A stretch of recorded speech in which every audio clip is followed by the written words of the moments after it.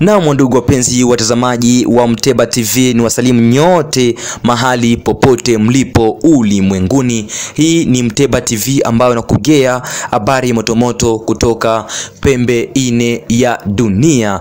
Vanker Ngale Musa wako mtangazaji wa zamu, na leo basi tena nikukaribishe kufuatilia habari zetu za kila siku, ndugu mpendwa mtazamaji wa Mteba TV mahali popote ulipo ulimwenguni. Tuanzie DRC.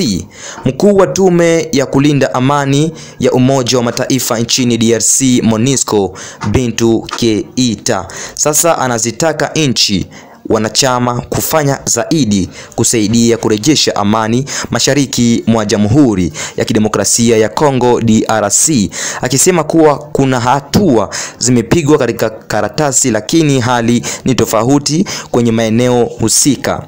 Kauli ya Keita imekuja wakati huu ukiendelea kuripotiwa makabiliano kati ya vikosi vya serikali ya Kongo FARDC na makundi ya waasi wakiwemo wale wa AFC M23 wanaosaidiwa na nchi ya Rwanda, licha ya makubaliano ya kusitisha vita vya hivi karibuni.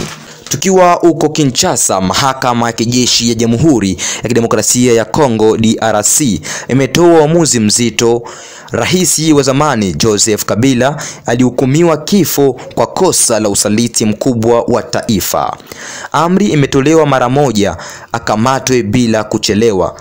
Tuhuma zinazomwandama ni nzito, zikiwemo kama ushirikiano na maadui wa nchi, lakini pia ulaji rushwa wa kiwango cha ajabu na kuvuruga taasisi za dola.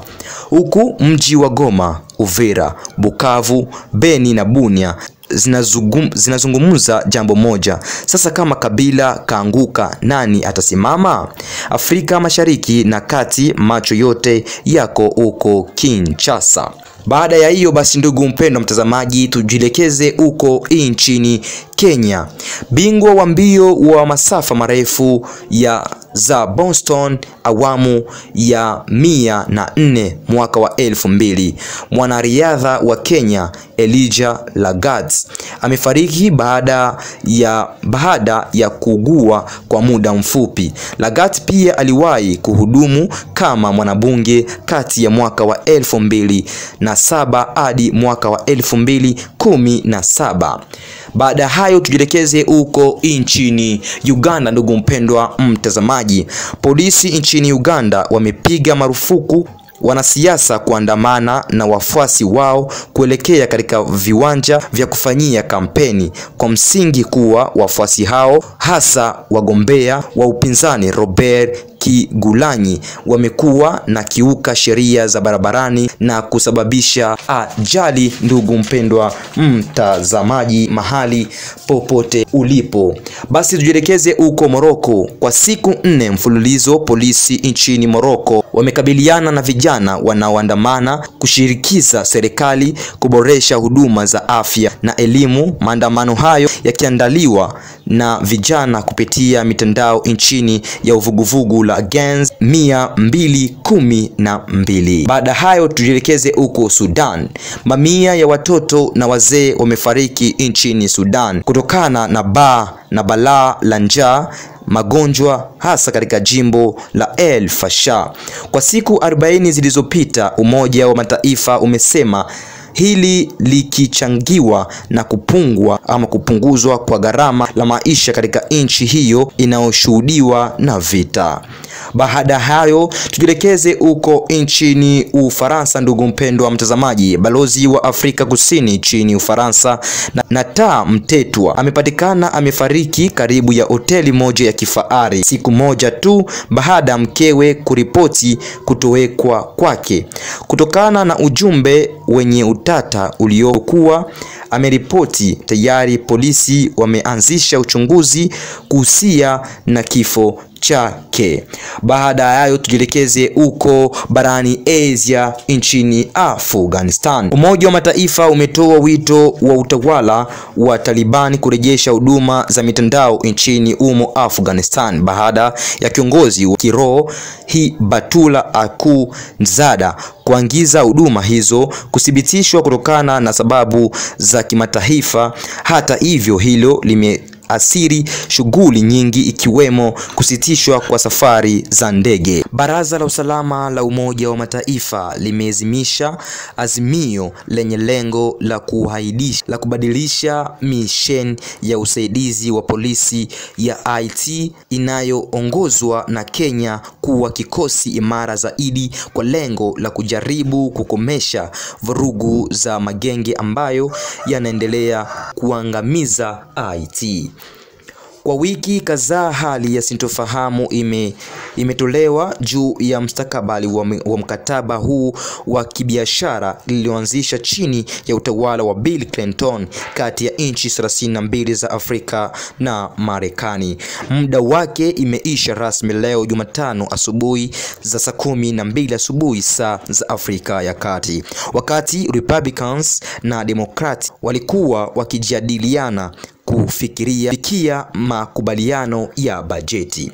Tume ya haki za kibinadamu nchini Kenya imetoa wito kwa Wizara ya Mambo ya Nje kuruhusu wanachunguzi huru wa Umoja wa Mataifa kuhusu haki za kibinadamu kutembelea Kenya ili kuthaminisha hali ya haki za kibinadamu. Shughuli za serikali ya Marekani huenda zizika kuanzia baadaye hivi leo baada ya wabunge wa Republicans na Democrats kushindwa kukubaliana kuhusu bajeti ya utawala wa Rais Donald Trump ambaye ameaumu wapinzani wake. Hata hivyo Democrats kupitia kwa kiongozi wa wengi kwenye Seneti Chuck Schumer wamemnyoshea kidole cha lawama Rais Trump kujaribu kutumia swala hili kama mtaji wa kisiasa. Mwaka wa 2018 wakati wa awamu ya kwanza ya utawala wa Trump, shughuli za serikali zilisimama kwa siku 35, huu ukiwa muda mrefu zaidi katika historia ya taifa hilo, na sasa haifahamiki ikiwa mwafaka hautapatikana. Shughuli viongozi wa mataifa wa Umoja wa Ulaya wanakutana mjini Copenhagen hii leo kujadili mbinu za kuimarisha ulinzi wa bara hilo kufuatia ongezeko la mashambulizi ya anga kutoka kwa Urusi.